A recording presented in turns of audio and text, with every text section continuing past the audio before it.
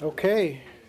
Happy Tuesday and welcome to the State Department, a not snowy Tuesday in March. The only thing I have at the top is to welcome the State Department interns we have in the back of the room. Welcome to the daily press briefing. Hope you enjoy it. And with that, we'll turn it over to you all, Brad. I don't really have too much to go on at the start, but I was wondering if you could say anything about Syria and anything more on your efforts to kind of patch together this opposition in disarray. Well, we talked a little bit about this yesterday, Brad, and I just want to reaffirm that we really want the Syrian opposition to resolve its leadership issues sooner rather than later. You know, as I said yesterday, that we support the organization, not one single person. And what we support is their positive vision statement for an inclusive Syria, a future for Syria that where the government respects the rights of all Syrians, regardless of their affiliation. We support their vision plan for the transition that they laid out in Cairo last year.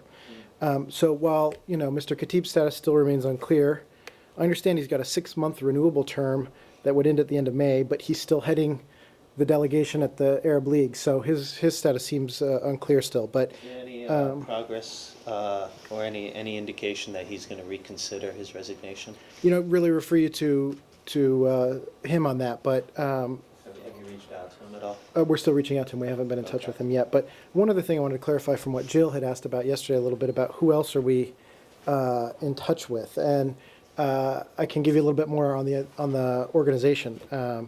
In addition to the vice president and the prime minister, there's 2 additional vice presidents who we're routinely in touch with, Riyad Saif and Suhair Atassi. Ms. Atassi is the head of the assistance coordination team, so she does a lot of work about helping to get assistance where it needs to get in. There's a secretary general in Doha, Mustafa Sabah. They've got 70 members of a general assembly, and they've got staff in Turkey, Qatar. They have a Cairo office, Istanbul, and they're setting up an office in Gaziantep to work on assistance. So they're really focused on these most pressing concerns of getting assistance to local councils, to those most in need.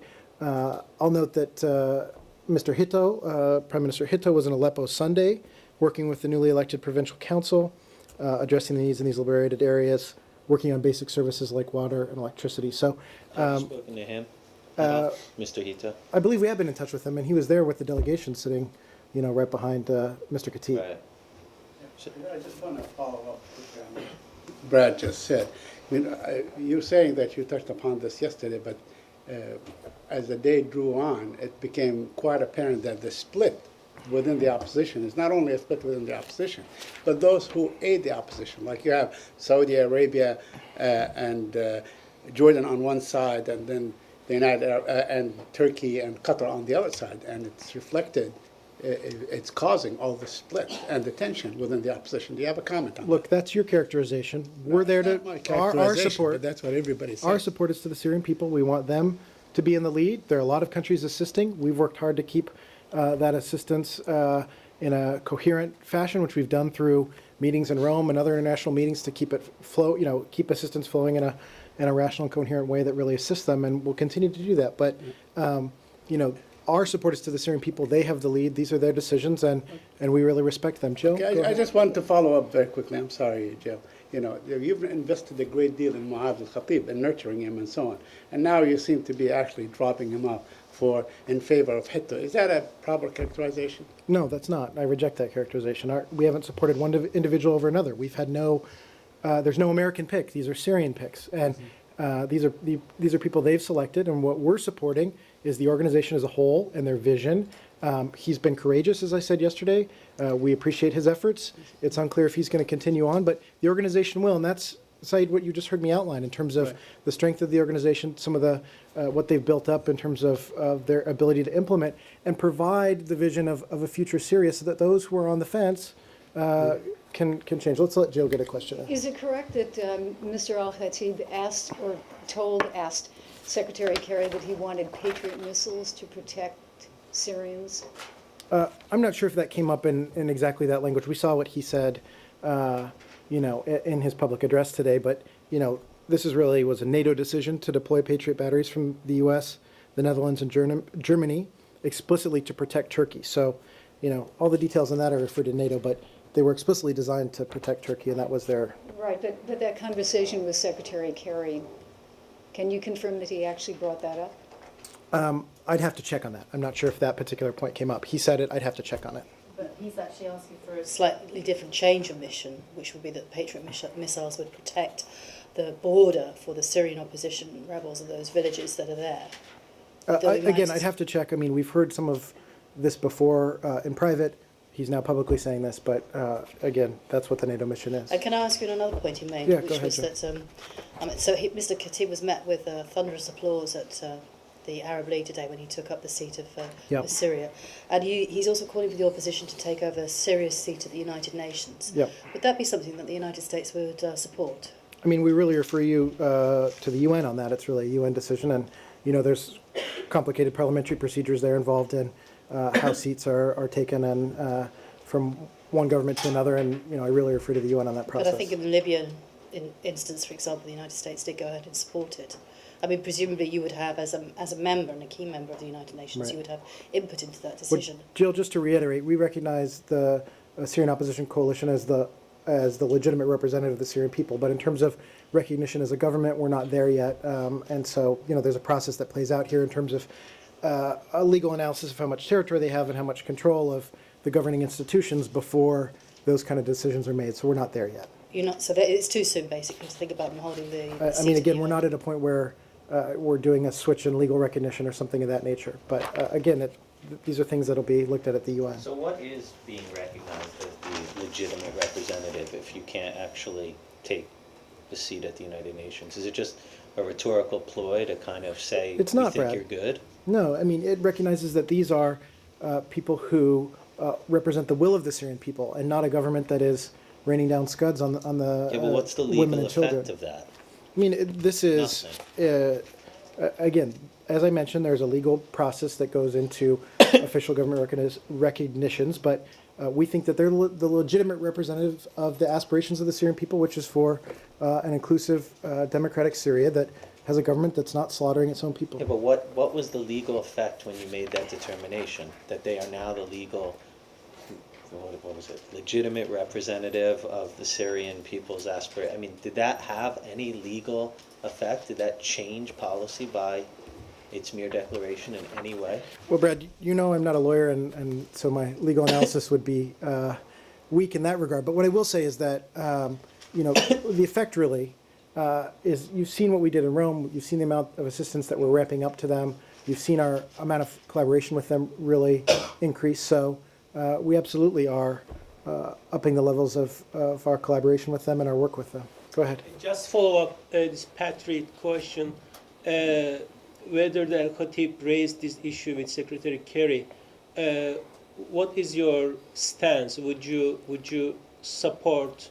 Because U.S. also sent Patriots along with Netherlands and Germany to Turkey. What's your current stance? Would you consider supporting it? I mean, I think you heard what I just said, is that, the NATO decision, which we did, as you mentioned, have one of the Patriot batteries, is to explicitly protect Turkey. So that was a NATO decision, and we refer you to NATO for more details. Camille, go ahead. Patrick, I wondered if you could clarify something in the assistance that you're providing to Syria. That the U.S. position is not to provide weapons. Is what about training for fighters, either military or non-military training for fighters? Is that? You know where we are on training on non-lethal assistance. That hasn't changed. We continue to provide non-lethal assistance to the opposition. In terms of any assistance directly to the SMC, that has been food and medical kits. But I don't have anything beyond that for you. Just to follow up this Yeah. question, Secretary Kerry also made it clear that U.S. Is not standing in the way for arming the rebels. Are you also okay with other allies to support with heavy weapons to rebels? I mean, look, we've made our decision about our non-lethal assistance. Other countries have made their decisions. We're So not going heavy to parse it. weapons are also. I mean, again, this is to reaffirm that we think a political transition is the best way to end this violence, and so that's what we support, and that's where we've long stood. There are limits to that policy, that you will not stand in the way of others arming the rebels. Can people send tanks? Can they send man-pads? Can they send, things that could potentially cause a lot of trouble? Look, I mean, in some regard, this is a hypothetical, because I don't think we're there Well, yet. Where it's your that kind of- policy. You have a policy statement that you won't support, that you won't stand in the way of countries deciding to arm Look, the I think the rebels. cart is getting in front of the horse a little bit. You know, that's not the kind of thing I've heard other countries talking about. But again, Joe, go ahead. Patrick, there are two reports at least out there that the United States is directly training Syrian opposition fighters in Jordan. I know we've kind of been over this, but just to set the record straight, what can you tell us? I don't have anything for you on that. Tori said that before. I'll say it again. I don't have anything for you on it. Saeed? On the split among your allies, they are all your close allies. Are you talking to them about trying to sort of close ranks on the issue of Syria?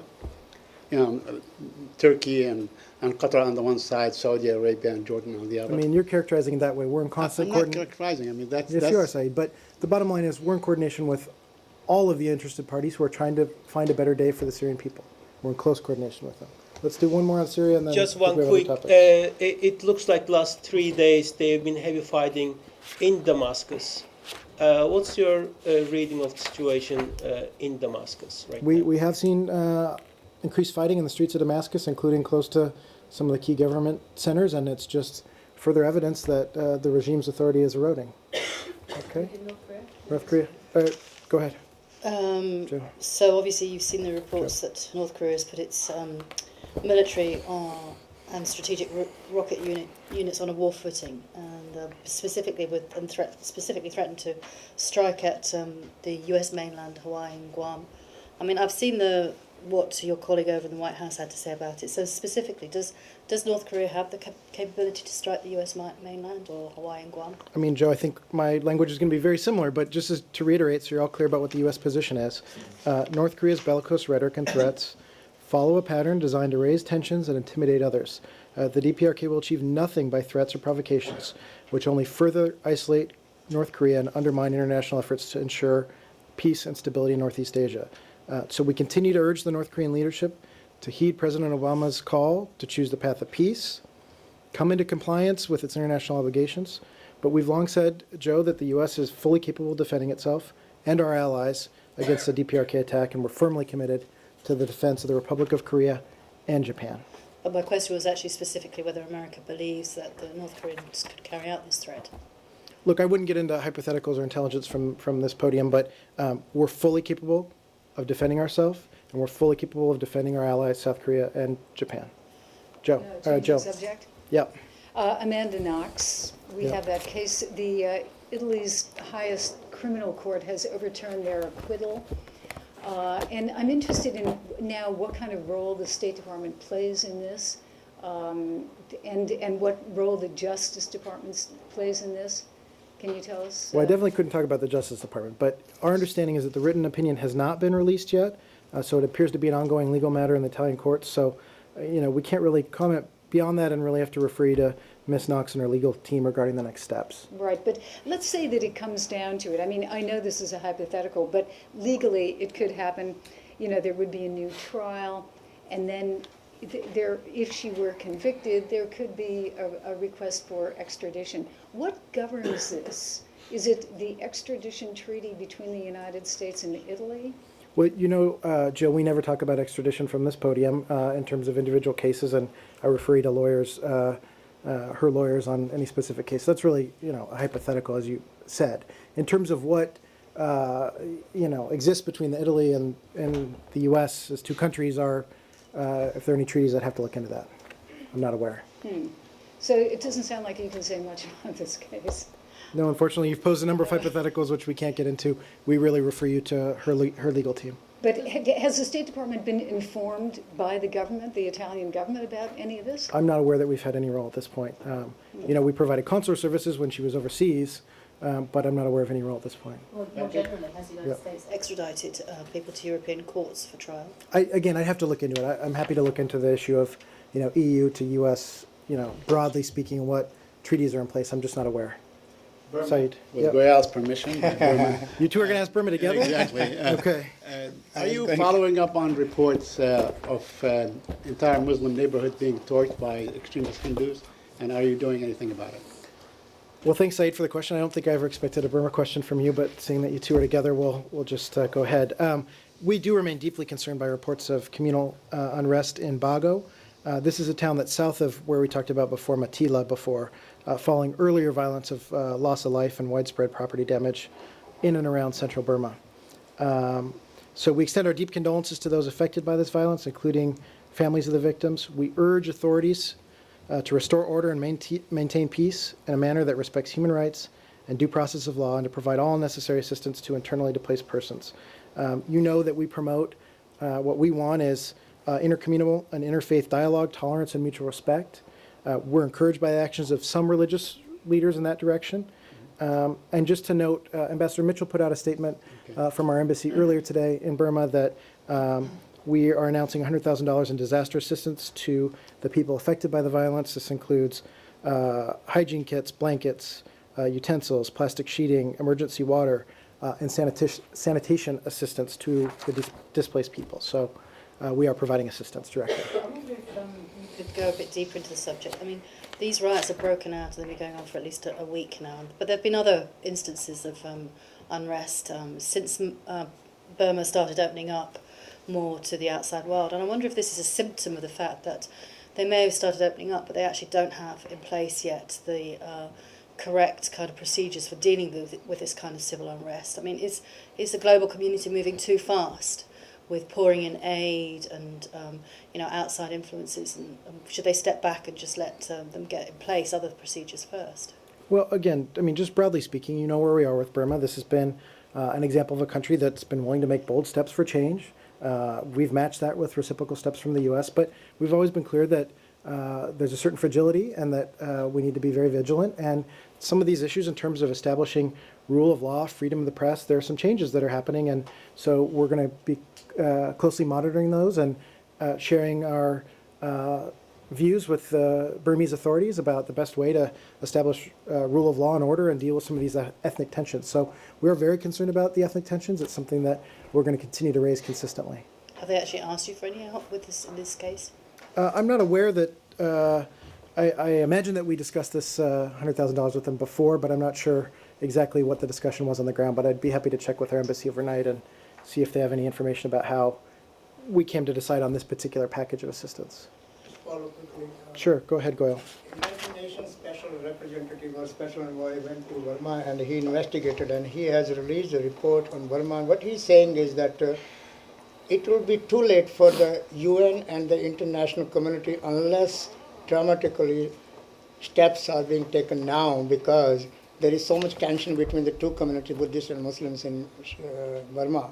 And the military government has not done much to prevent all those violations or violence, and also the enmity going on between the two communities. So he calls on the UN, also the US, that international community must do now before it's too late. You know, I saw that Mr. Nambiar was traveling in Burma. I haven't seen his report yet. But just to say again, Goyal, we urge the authorities to restore order and maintain peace in a manner that respects human rights and due process of law, and provide all necessary assistance to internally displaced persons and others affected by violence. And so there have been changes in the way that this government runs and the way that law and order is maintained, and so we're continuing to work with them through this transition. Just one more quickly. Opposition parties are also calling on the same thing as per the monks in Burma, that time is now to step in. Has anybody been talking with the military government now or with the Aung San Suu Kyi and opposition leaders now? What is to be done immediately? I mean, I think I just talked about the dialogue we're in with the Burmese authorities, including the civilian authorities who are leading the country.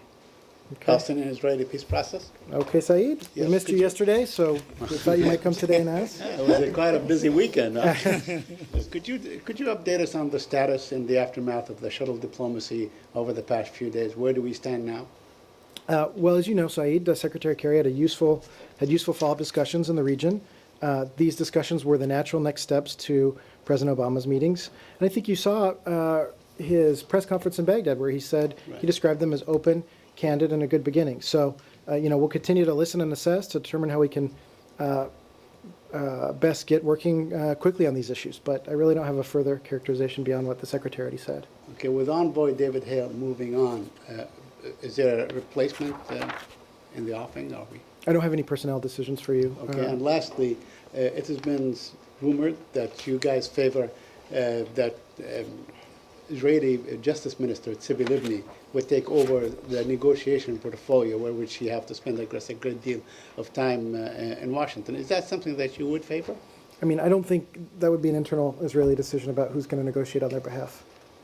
But because she does have a good rapport and she's had the experience of, let's say, talks that you chaperoned in the past between Palestinians and so on. Look, she's someone we worked with in the past, but I really wouldn't comment on an internal Israeli. To follow up this Decision. Palestinian issue, Yep. 2 days ago the Egyptian foreign minister announced in Doha, when he was meeting Arab foreign ministers, that there is a possibility to come to Washington and New York to discuss the peace process and all this. Is there anything from your side about this? I'd have to look into that. I'm not aware. Follow up. Okay. Turkish Prime Minister Erdogan stated that he plans to visit Gaza and West Bank in coming days, early April. What's your stance on that? Do you support his visit? I mean, look, you saw over the weekend, obviously, the steps that were made on some of the reconciliation between Israel and Turkey. Really don't have anything for you on his particular travel, other than we're encouraged that the relationship is getting back on track. And in terms of assistance to Palestinians, both in Gaza and the West Bank, that's part of the discussion about how to best work through the free flow of humanitarian goods. But I really don't have anything further for So you think this visit might be helpful or otherwise? I mean, I'm not going to characterize it one way or another until it's going forward. In the back? Sorry, I just have a quick question about the Arab League summit. Yep. There was a photo of Mohamed Morsi appearing to be asleep during the proceedings at the summit that was making the rounds on some Middle Eastern outlets. And it sort of contributed to this impression that he's sort of not serious at the summit. And I'm wondering if State has any opinion on that or any take on the way that he's being perceived. I hadn't seen that. I'm just not aware. Caffeine's not in the assistance program. Who's representing the United States to the American Senate? They normally attend these. Usually we have an the opening observer. session. Sometimes it's the local ambassador. Sometimes we do send somebody, but I can check on that. Okay. Joe, go ahead. Africa. Yep. Lots of Africa questions. Yep. So yesterday we talked about Central African Republic. We did. And the fact that at the moment the United States is not characterising what's happening as a coup, and let's wait and see what happens. So overnight, the rebel leader, Di Jodia, suspended the constitution. And said I think that it's Joe Toja. Thank you. Suspended the constitution and has said that he's going to rule by decree and holding out the possibility of elections in 2016. So, how do we characterise what happened over the weekend in the Central African Republic now? Well, thanks for the question, Joe. Let me be very clear. We strongly condemn the illegitimate seizure of power by the Salaka Rebel Alliance, the ouster of President Bouazizi, Michael Jotoja's self-appointment as president, and the announcement of the suspension of the CAR Constitution in Parliament. So we strongly condemn these actions. The Salaka leadership must account for a trail of destruction left by its forces throughout CAR during the months of fighting. We have credible reports of extensive looting of the interior of the Central African Republic and Bangui by Salaka forces. This is unacceptable, and the perpetrators must be held accountable. So again, we believe that this was a forceful extrajudicial constitutional seize of power, and we're actively and carefully reviewing the events to see what their foreign assistance implications may be in terms of a determination about a coup. So wait, what is the difference then between a forceful extrajudicial seizure of power and a coup? There's a legal analysis that has to go in. There always is, it seems. I know, there always is, That's a Brad. synonym if you look in the dictionary. In terms of what it means for U.S. assistance and the legal definitions provided in legislation, our lawyers do have to do analysis of that. But I mean, we've been pretty clear that this is an illegitimate seizure of power. We condemn it. This obviously gets us off track and away from the Libreville Accords. And so, both sides weren't carrying out the agreement, but this is a negative outcome, and we want these rebels to step aside and let Prime Minister Chiange and his government lead the country. They're the ones that should be in charge and actually governing the country. Now, yesterday you said nothing about President Bouazizi. Do you think he should be returned as well, or allowed to return? Look. Now that you have his whereabouts? We know he's in Cameroon. Okay, obviously, that's been confirmed by all sides. But we're not aware that that's what he's seeking to do. Part of Well, he hasn't resigned. But listen, yet, Brad, let me so- finish. Part of what was being determined in the Accords here was what his role was going to be. That was one of the outstanding concerns. And as I mentioned yesterday, it's the Prime Minister who really was going to be governing day to day. The President had not brought in some of these rebels in a manner consistent with the Accords, and that's part of why we've seen this action. But I don't think we're in a place where we're necessarily calling for anything beyond the Prime Minister being allowed to govern the country. Instead of, you have these rebels declaring a president, nullifying the Constitution. These are regrettable actions, and we condemn them. So the ouster of the president in itself is not worrying. That's okay as long as the rest of the Democratic. We condemn that as well, You but condemn that, but you don't think we it should condemn it be as well. reversed. But what I am saying is that both sides were not implementing their side of the Accords, and But both were failing. I just don't understand why, if you want this agreement respected, and it clearly delineated this president was the president and he would have some power until a certain time, why is that part separate from the agreement? Look, I'm not sure that it's plausible at this point that he either wants to come back or would come back. But the only way that the Libreville Agreement can still stand is if the Prime Minister is allowed to govern the country and the Constitution is restored. So that's what we're urging today, and we'll continue to do so, and we'll continue to strongly condemn these actions over the weekend. What kind of aid do you have to Central Africa, and what level? What does it go Yeah. towards? Thanks, Joe, for the question. We have $115,000 in military professionalization activities, funds for that. We have $1.5 million that go to a property rights funding that has to do with a diamond field in the Central African Republic. We have $600,000 in anti-trafficking. And so those are the things that are being reviewed as part of this legal determination. We also have, hold on one second, we also have $22 million of humanitarian assistance programming for fiscal year 2012. And that's not part of the aid that we review. Humanitarian assistance, as long as it's not going through the government, continues to flow. So potentially you're talking about something just over $2 million, sorry, that could be Well, in play. you had 1.5 million plus 600,000 plus 115,000. And have you been in touch with whatever authorities you can talk to in Central Africa? Has there been some kind of liaison between, you don't have, the embassy's closed, yeah? The embassy's closed. I should check on the status of our ambassador. I believe he has been doing diplomacy in the region and talking to regional partners, but I'll be happy to check and see. He's in Washington though, is he? He's been in Washington, but he's also done some regional diplomacy out with some of the neighbors and partners. So I'll check and see if he's been in touch with anybody since these events have occurred. Yesterday I asked you about military trainers Yep. involved in the LRA operations. You said you believe there are about 70 to 80 in the country. Is that for Central African Republic, or is that for the entire mission, which also includes South No. Sudan and? I mean, I really do have to refer to DoD to get any final numbers, but we have a small number of forces operating in southeastern Central African Republic to advise and assist regional efforts to end the threat posed by the Lord's Resistance Army. That's just funded by the Department of Defense, Right. and we're evaluating the impact of the illegitimate seizure of power by Salaka on the counter-LRA effort and our ability to continue working with regional forces in CAR. So that's also under review. Because the 70 to 80, is that not the total amount, or?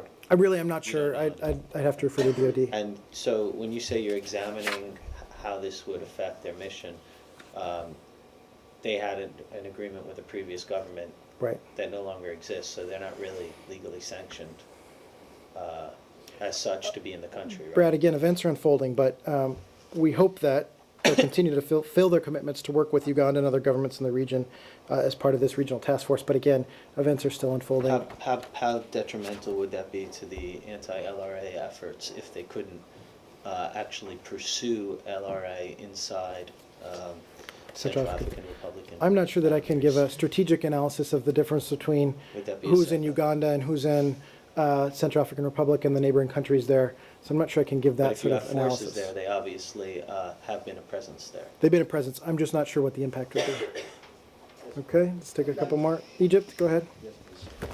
The public prosecutor yesterday ordered the arrest of 5 political activists on the charges of using social media to incite violence. And this decision or the order came after one day from President Morsi warning that we're going to take special measures and procedures to stop this anti-government or anti-Islamist attitudes.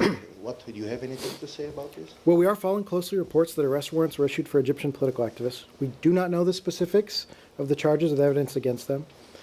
We will say that we've noted the substantial violence and condemned it. It's a great concern to the Egyptian people.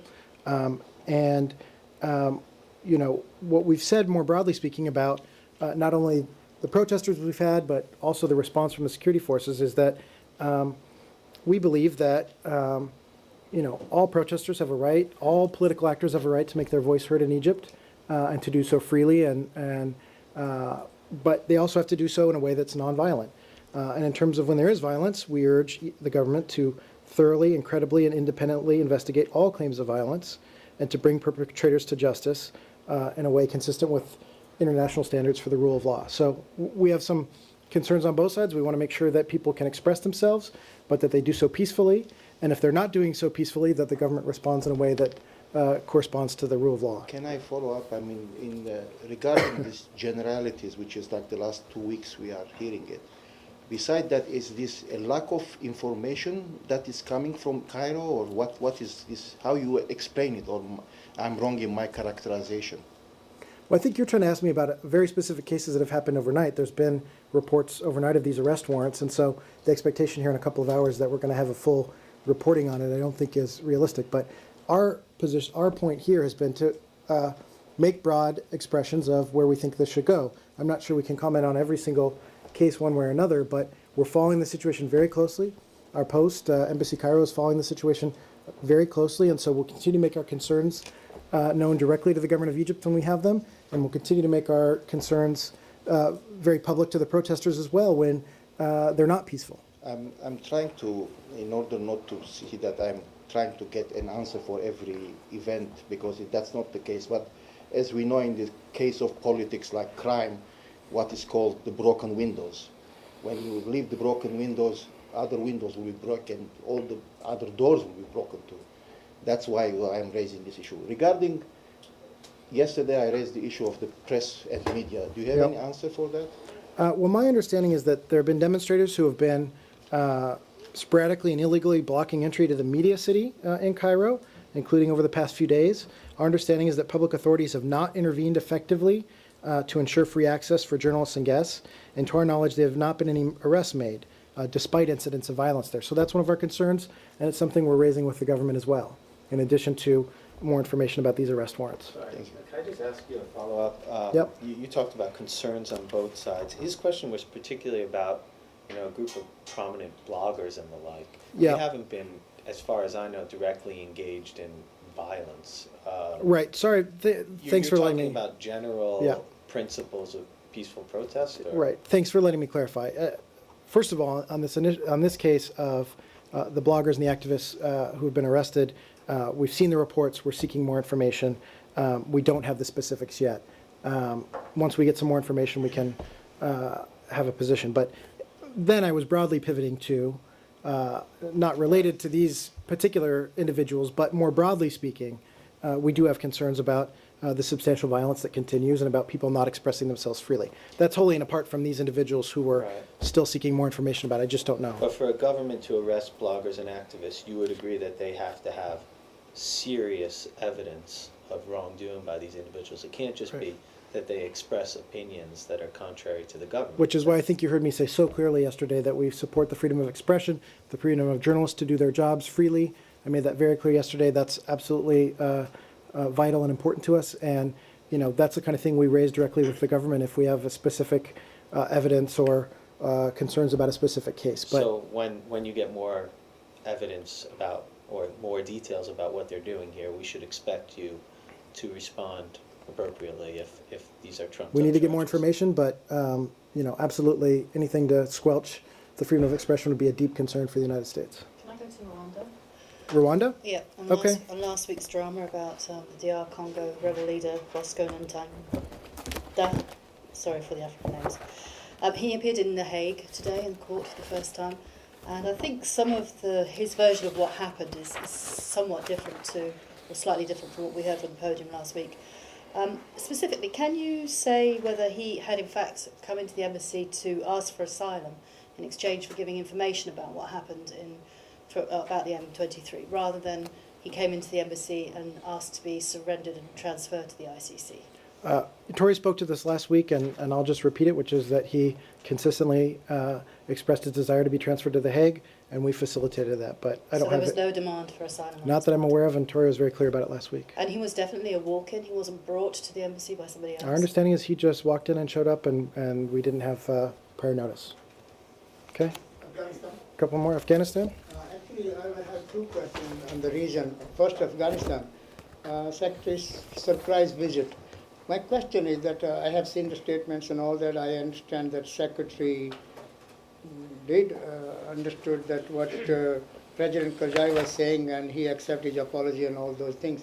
My question is that is President Karzai under pressure from the Taliban and extremists and also those who do not agree or do not on the same boat with the NATO or US? And what do you think will be the future after Secretary will return and things will be the same in the future? Look, you saw the very positive trip that the Secretary had. As you mentioned, we've put out extensive remarks and reactions from the traveling party and the Secretary himself, so I don't really think I can approve on their words at all. It was a very successul visit, and we'll continue to seek further progress with our Afghan partners. And if I just... Pakistan. Okay, just Hold up, Brad, go ahead. Do you have any comment on the incident in the South China Sea? Yeah. Vietnam and China?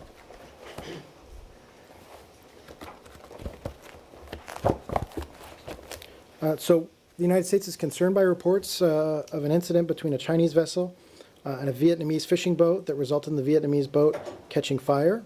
As a Pacific nation, the U.S. has a national interest in the maintenance of peace and stability, respect for international law, freedom of navigation, and unimpeded lawful commerce in the South China Sea. So we strongly oppose the threat or use of force or coercion by any claimant to advance its claims in the South China Sea. But Do you see this as an escalation? you know, To right now actually we're fire on a boat? we're looking into it. You know, incidents like these underline the need for, as we've said, a code of conduct so that these can be dealt with in a transparent and rules-based way. But at this point, we're seeking more information.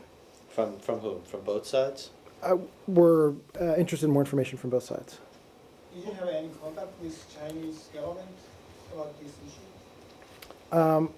I'll have to check on that and see if we've had any direct contact. But at this point, we don't have additional information. Quick on Iraq. Last week I asked about this planned pipeline, gas pipeline from Iran to Iraq.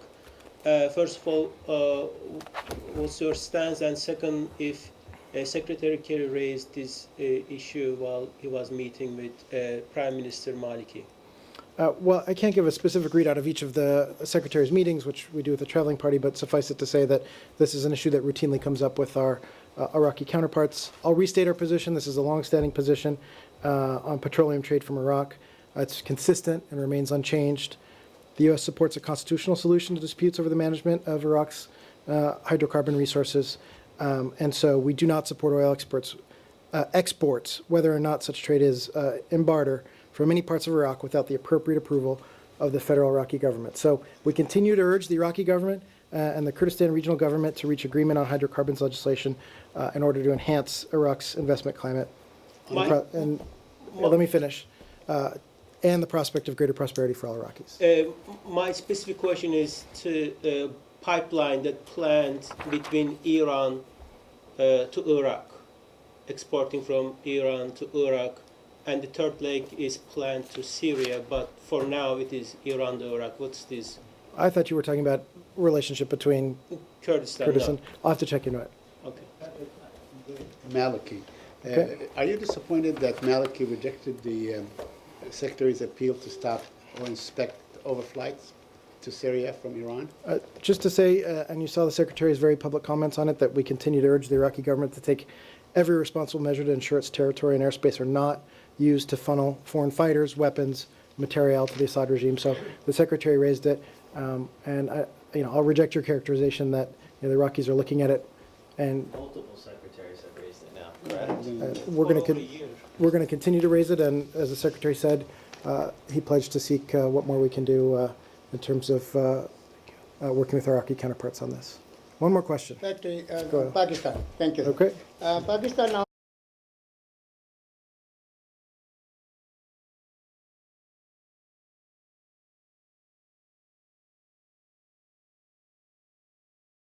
has a caretaker government, and election will be, of course, on May 11th. But the big question now, Patrick, is that General Musharraf, after 4 years in exile or living outside of Pakistan, returns to Pakistan to come back. His vision that he was the best to run the country for 10 years during Bush administration in Pakistan, I mean. And he said that the Pakistan government has failed for the last 5 years, even though it was a democratic government, but he ruled the country under military dictatorship. My question is that, what do you see the future of Pakistan? Does U.S. can work with him in the future? Well, Goyal, we missed you yesterday. I saw you over at the White House and asked a similar question. I saw my colleague Josh Earnest responded. I also got the question yesterday from a different reporter, and it's, our position is the same. It's really up to the people of Pakistan to decide who their representatives should be. We're not going to comment on the internal politics. Joe has a question here. Question on BRICS nations. Okay.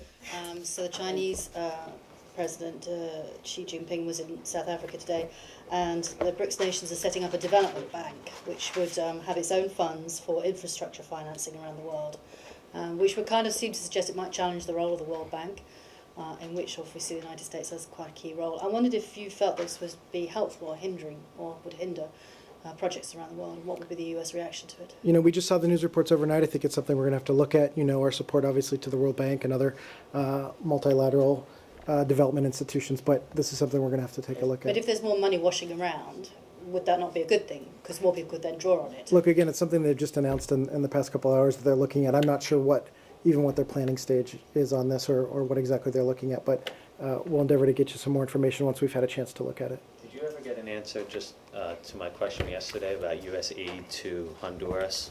We are still working on that, Brad, but I will pledge an answer to you this afternoon. We will get it to you. Okay? Thanks.